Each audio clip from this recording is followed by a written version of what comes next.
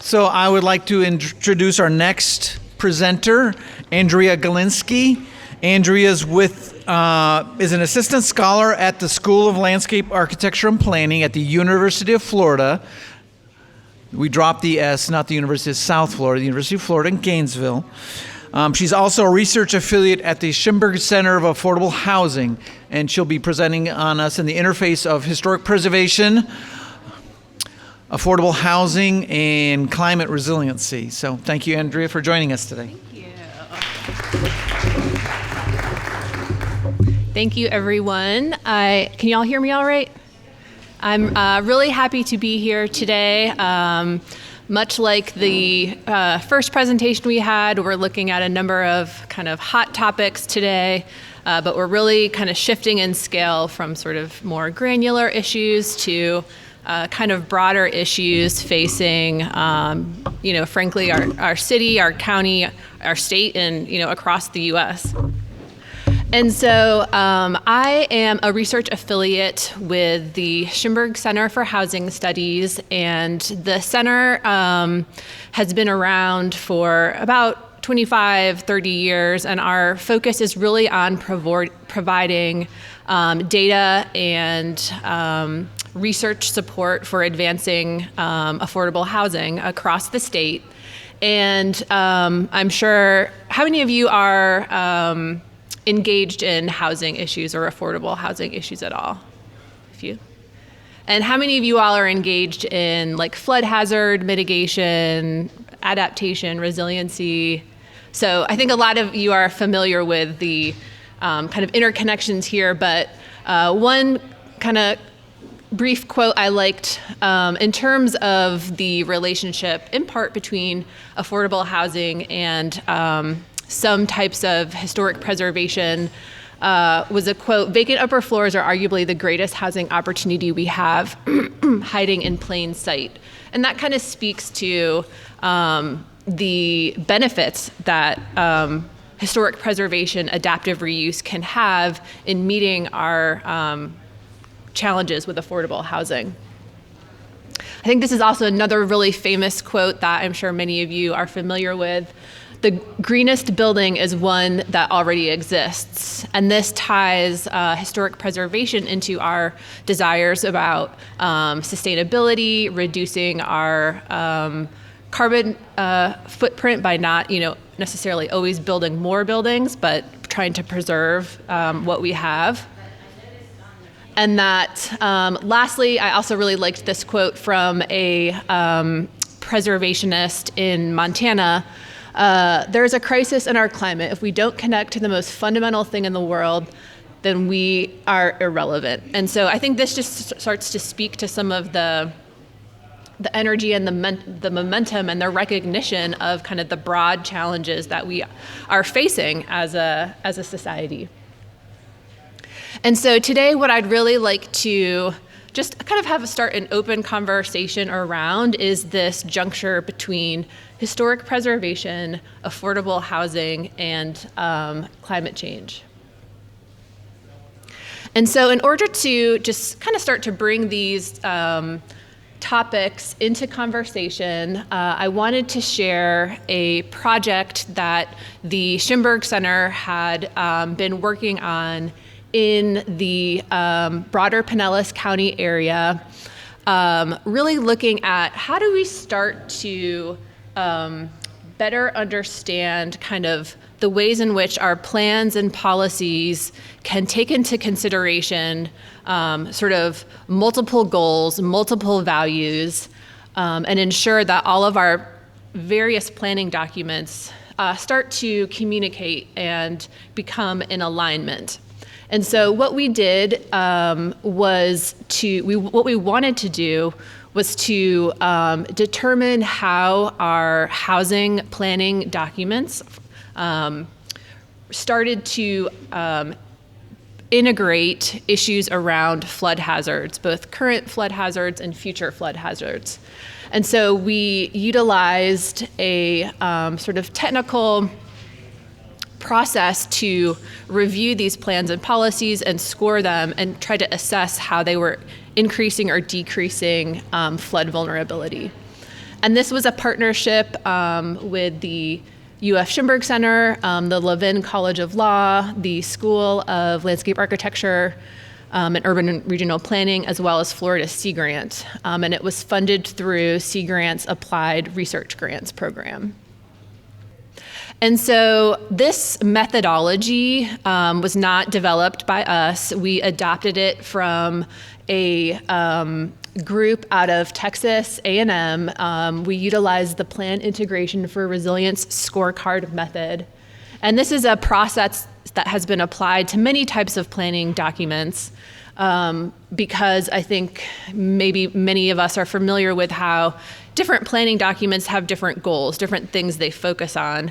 And it can be challenging to ensure that there is some sort of integration across these different plans. And this has been a growing kind of application that has been really supported, not only kind of in individual research projects or in individual applications to different communities, but the American Planning Association is adopting and promoting this methodology, and they have developed a lot of kind of guidebooks and planning memos, and they're really trying to integrate this into a number of their outreach tools. And interestingly, it's also part of the state of Texas's plan to review their protocols for their housing recovery plans. So it's a methodology that's kind of gaining some momentum. And what we wanted to do was have a novel application of it and specifically look at different planning documents specifically focused on housing. And so what this process does, it's kind of has a very particular methodology where we look at what are our both current and future flood hazard areas. Then we want to determine, where are we vulnerable in those flood hazard areas. So in our case, we wanted to specifically look at residential properties and understand where they would be potentially vulnerable to either current or future flood hazards. And then how do we analyze our policies in a very spatially specific manner to see where do certain policies either support or potentially don't support flood risk vulnerability. And so that all of these spatial elements are kind of overlaid to try to tell this broader story of, where is our kind of physical vulnerability in our housing stock and where might our sort of planning and policy vulnerability be as well. And so for this first part, I'm gonna walk through the first few steps, which is really assessing the area's housing, affordable housing stock, and its sort of physical vulnerability. So I'm sure many of you are very familiar with kind of these terms here, but what we looked at was kind of three buckets of of housing. First, we looked at the assisted housing properties, which I'm sure you're all familiar. Those are federally, state, or locally subsidized. We looked at what is often called naturally occurring affordable housing, or NOAA for short. And these are properties that are not federally subsidized, but they are more affordable due to maybe their age, their condition, their location. And in this case, we were identifying them using a somewhat complex method with a rent threshold below, I think it was $997, as well as some other different spatial characteristics that identified these NOAA properties. And then lastly, mobile homes. We looked at both individual parcels and mobile home parks. And so where is this affordable housing located across the county? So here you can see the AHI, the naturally occurring affordable housing, and the mobile homes kind of clustered across in somewhat different areas. And you'll note that in terms of the overall kind of percentage of the residential property stock, this is a more slim proportion of the total residential stock out there. And so I think this really speaks to the need to preserve, and protect this existing affordable housing, to find ways to try to increase our supply of affordable housing, and to also keep in mind, how do we do all of that in a more resilient manner? So then we looked at how this housing was exposed to both current and future flood hazards.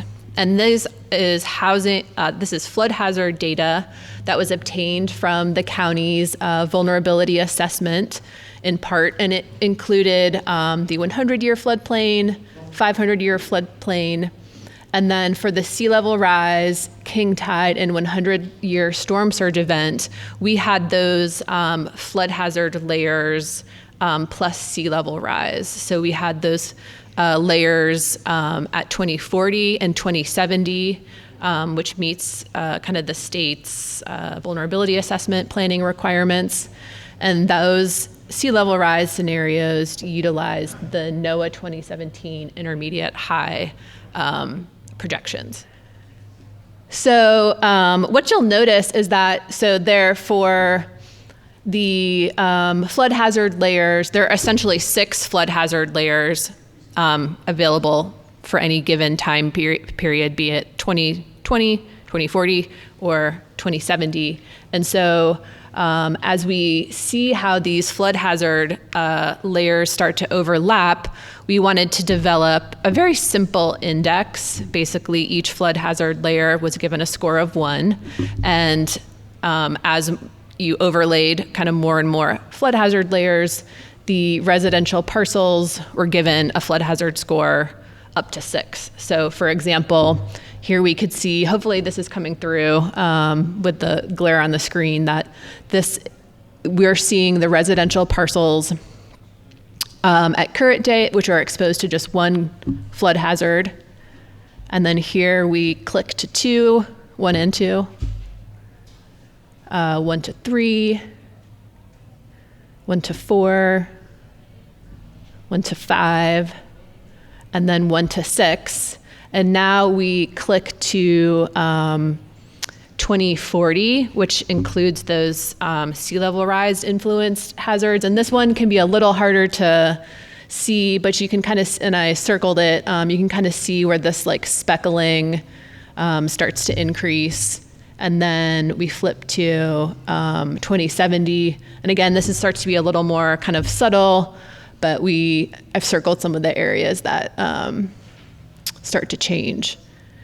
So this kind of just gives us a kind of big picture about how these various flood hazards are, the extent of that lies over the county. And so then we want to kind of combine our initial housing data with this flood hazard data. And so overall, there are 373 some thousand residential units in the county. And at current day, 53.9% are in a flood hazard district. I will explain what a flood hazard district is just a little bit more down the presentation, later in the presentation. It doesn't necessarily mean that they are like within a FEMA flood hazard zone itself, but they're within this district, essentially a census tract that has a flood hazard within it. But anyway, that shifts up to 59.5% of the residential units, which is a almost 6% increase from current day to 2070. And then we look at the assisted housing properties. Again, this is 2.8% of the overall residential units, so it's a very slim amount. And these residential properties are particularly important because they do serve some of our kind of most low income, they could be elderly families, often minority communities that really don't have a lot of options for housing. So what we see is that almost half of the AHI are in a flood hazard district today, and that bumps up to a little over 59% at 2070, which is about a 10% increase. And then we look at the naturally occurring affordable properties. These are kind of the largest share of the overall affordable housing stock. And what we see is just about 37% of the NOAA units are at a flood hazard district today, and that bumps up to 41.8% in the future at 2070, which is a 5.2% increase. And then last, we take a look at the mobile home units, and we see that these are demonstrating some of the kind of higher levels of flood hazard vulnerability, where 59% of mobile home units are in a flood hazard district, and that bumps up to almost 77%, or a 17.3 increase. So I think not only with, and this just takes into account flood hazards, but as we know, with storms come wind hazards. So this is just a kind of critical challenge that is facing many of our communities in Florida today. And so I wanted to, the focus of this initial investigation was really on this broader concepts of affordable housing and flood hazards. But I wanted to kind of tie this back to the historic preservation and sort of look specifically at some of the historic structures. And so this next couple maps I'll show shows the historic structures which were from the Florida master site file. And so we want to look at these also in context with our naturally occurring affordable housing properties, because there could be some opportunities where, say, there might be clusters of historic structures with clusters of naturally occurring properties, and that might spur like interests in historic preservation in certain areas. So again, so this is still kind of a very broad brush, high level sort of vantage point. But so currently there are 21% of the historic properties located in a hazard district, which is just about 67 or 7,600 properties.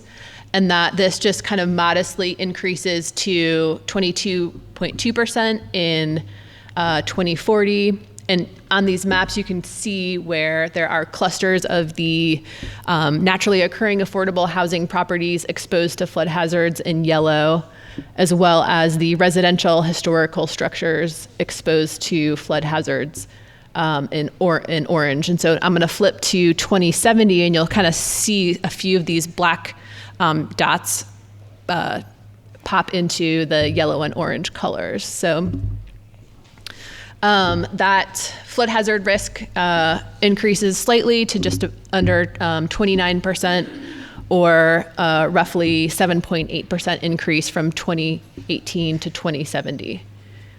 And then the next slides will just also show the same information, but essentially summarized up to these hazard district areas. And this just starts to give us potentially some ideas about where are these historic residential properties at risk of flooding, and where are there similar areas where other naturally occurring affordable housing is located that might also have potentially some historical preservation value. That like these are some kind of spots we could look into in more detail to see if there are these historical preservation values, and sort of what flood mitigation measures could we look into. So this is 2040. and 2070. So this was just a very cursory look at this certainly complex issue, and we could definitely dive into this data and information more and look at, say, what is the age distribution of these naturally occurring affordable housing properties. Are there, for example, certain time periods that are, of particular significance to different communities so that they might want to sort of really look at these particular parcels? These slides just focused on residential properties, but we know that maybe there could be opportunities to look at non-residential properties, commercial properties, or other things that could be converted to like residential or mixed use properties to kind of further this notion of adaptive reuse and doing it in a kind of more resilient manner. And certainly, definitely welcome more, ideas about how we can start to look at this nexus more closely. And then, so that was kind of the first piece of the study. The second piece looked at kind of the plans and policies around housing. And I'll go through this quickly, but what we wanted to do was look at, okay, so we see we have some of these vulnerabilities. How are our local plans responding to this? And so this is where we implemented this plan integration for resilience scorecard methodology. And we looked at a couple of different plans in Pinellas County. We looked at a few elements of the comprehensive plan, and I'll note that this is not their most current up-to-date comprehensive plan. We had done this research in the throes of the COVID days before that had been finalized. But we looked at several elements of the previous plan. We looked at the Forward Pinellas countywide plan strategies, the consolidated housing plan, and then the affordable housing incentives. And so essentially, this is a very kind of specific methodology where you review every policy within a planning document and you identify kind of 3 elements for it to pass this sort of screening threshold. And the first element is the policy place specific? Like, can we map this particular policy to a certain geographic point? Does this policy contain a policy tool or some mechanism to affect change? And then, does this policy affect vulnerability? Essentially, is this policy encouraging development? Is this policy discouraging development? And so once we evaluated those policies, they passed this threshold. If the policies increased vulnerability, we gave it a -1. If it reduced flood vulnerability, we gave it a +1. If the policy was more operationalizable, meaning it had the ability to be sort of specifically implemented, we gave it a +2 because that would be very good. And we were able to map and locate about 83% of the place-specific terms within kind of this broader laundry list of policies. And here you can kind of just see an example of that scoring process. So I'll kind of go through this quickly because it gets a little technical. But essentially, all of these policies were mapped to those hazard districts that we had seen earlier. And this is where the US Census tracts are kind of overlaid with any one of those given flood hazard areas to form sort of a combined, what we called hazard district area. And this is just done so there's a common unit of analysis that all of these place-specific terms can be mapped to these areas that are more vulnerable. So we have a map for current day, 2040 and 2070 as those sea level rise influenced hazards extend inward. So then what we did is we had a number of grad students who poured through these documents in extreme detail and they would, underline this specific policy term, ensure it had a place-specific term, ensure it had a policy tool, and we made extensive spreadsheets kind of trying to link all of these policies and tally them up at the hazard district area. And so the good news is that Pinellas County scored overall very highly, very well on the overall scores across all of the plans and policies tallied together. A positive score above 0 means that those policies were improving vulnerability, whereas a negative number means it is increasing vulnerability. So overall, really strong, very strong documents. And the thing that we did see was as kind of time increased, so the darker areas are slightly lower scores. This was sort of a surprising finding to us, that we found these areas of lower scored policies to be kind of on the interior of the county versus the coastal exterior. And so this takeaway was like, okay, it seems like we have a lot of strong policies along the coast, but we also want to make sure we're thinking about flood hazards, sorry about that, make sure you're awake, and the interior areas as well, because we know we have extreme rainfall, urban flooding. We want to ensure that we do have this sort of comprehensive approach. And so we also have broken apart this analysis by the individual plans or planning elements. So what you can see, the things like the surface water elements and the kind of future land use, those are all scoring with much better. They're all in kind of the green. And then the 3 elements that scored less well was the land development code incentives, the housing element of the comprehensive plan, and the consolidated plan. And so what we find is that it's kind of interesting that these housing-focused plans were the weaker plans in terms of how they dealt with flood hazard vulnerability. So you can see that here we kind of lay out those top 3 plans that increased this vulnerability, and it just reiterates the need. We have a lot of challenges facing, our communities. We really want to make sure that we take a holistic approach in all of our kind of planning processes. And so that kind of the main takeaway was that housing-related policies should better incorporate avoidance of and or more specific resilient design standards for things that could be in a flood hazard area. And then lastly, we wanted to overlay the areas of the lower scoring policies. And so just for example, we used the housing element here.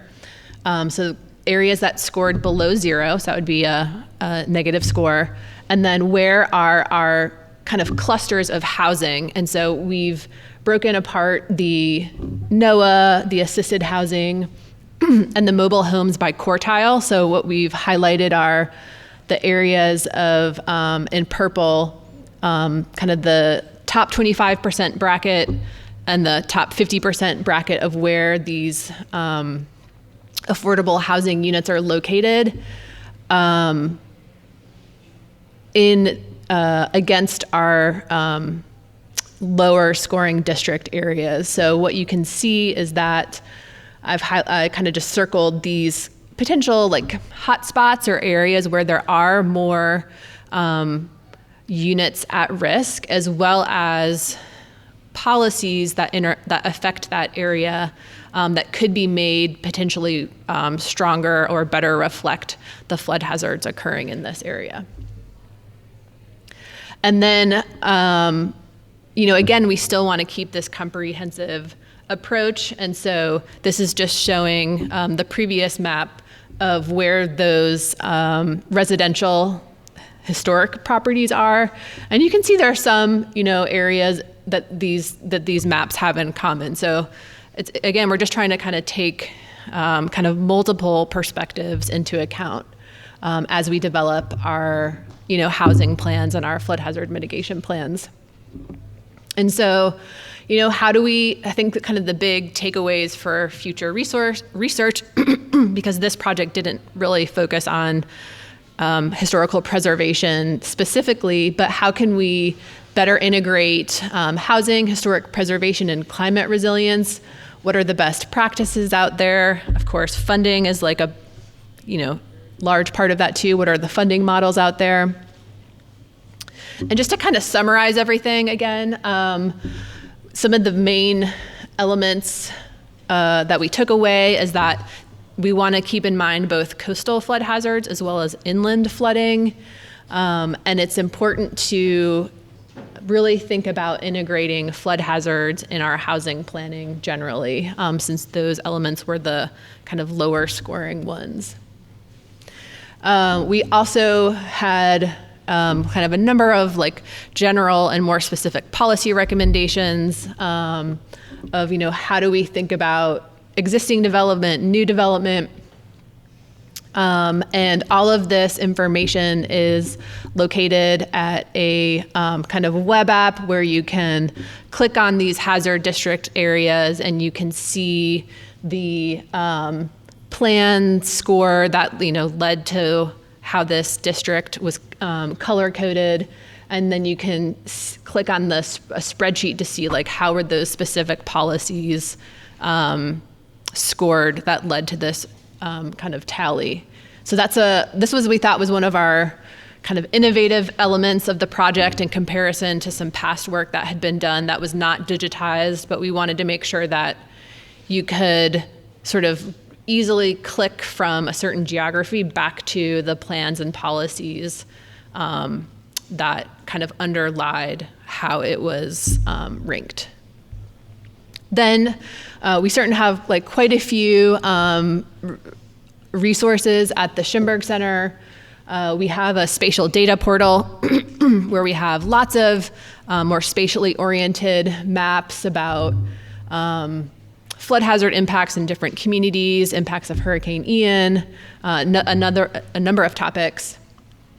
We have our Florida Housing Data Clearinghouse. Many of you potentially might be familiar with this. This is one of our long-standing data repositories where we have all of the data about affordable housing. There's so much information there. We could certainly give a whole presentation on all of that information as well.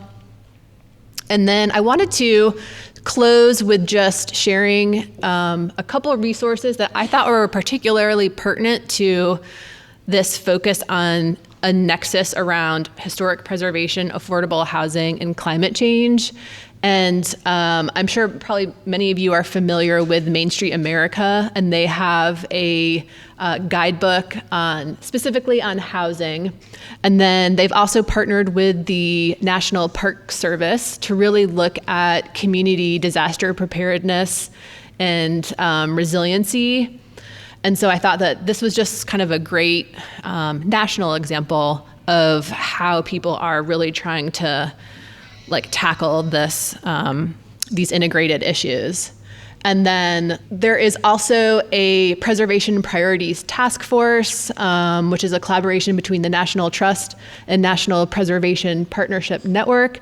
And they have 4 key issues that they really want to address in a series of working groups around a number of really hot current contemporary hot topics.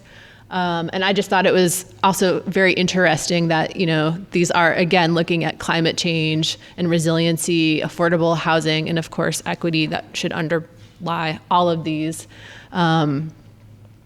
initiatives. And so I thought there was a nice quote by Jim Lindberg, which is the senior policy director, where he says in part, "To avoid being left out of the climate policy discussions, preservationists need to claim their seat at the table and be ready to offer ideas and solutions."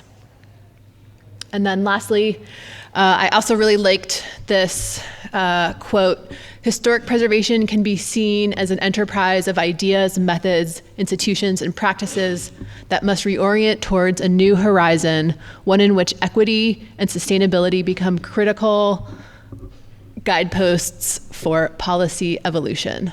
And so with that, thank you very much.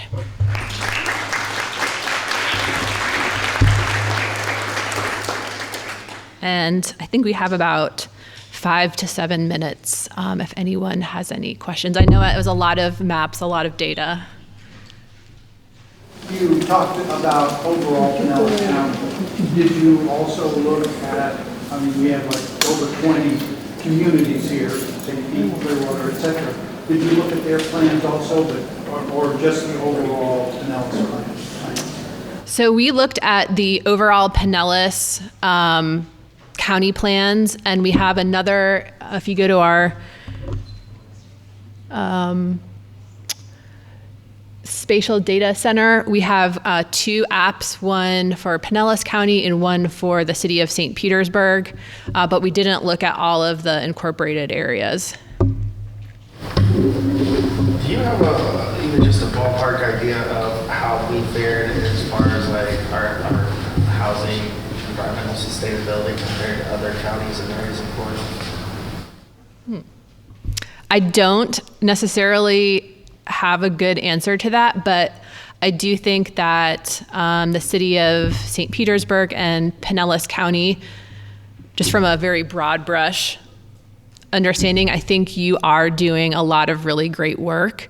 And I would say that you are among the more progressive jurisdictions, like looking at these issues and caring deeply about them and looking ahead. And so I think there have been a lot of support and interest in advancing this. And so I would say you're at the leading edge of what's being done in Florida, and certainly have a higher capacity to be able to do this as well, like being a larger city. So I think you guys are doing a great job. I was looking at one of your maps, and it was interesting to me, and I didn't see any topographic maps, but I'm sure you're taking that into consideration. But one portion of South St. Pete, which was where I live, is surrounded by tons of yellow, and then there's just this one portion, I don't know if it's coquina heat or what, but it's white. It didn't get hit by anything, so I'm wondering, how is that even possible?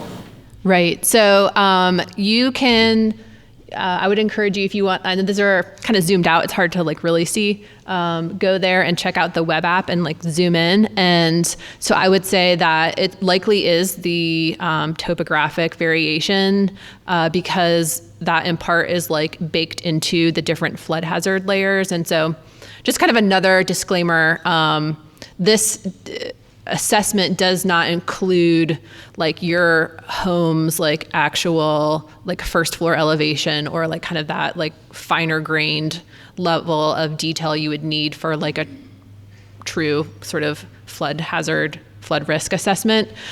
This was more of an overlay process where if properties were within the extent of a certain flood hazard layer, then they were considered to be like exposed to that flood hazard.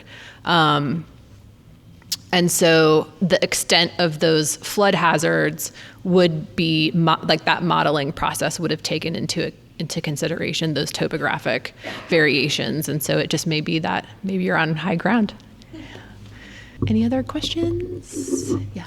Were the results of these studies, the grades given to each of these plans, reported back to the authors of these plans or the organization? So we have not actually put out a final report about this at all. This project had been done a little bit in fits and starts, but we are actually this summer working on putting together like a final report to report back to the partnering agencies. Okay, well, thank you very much.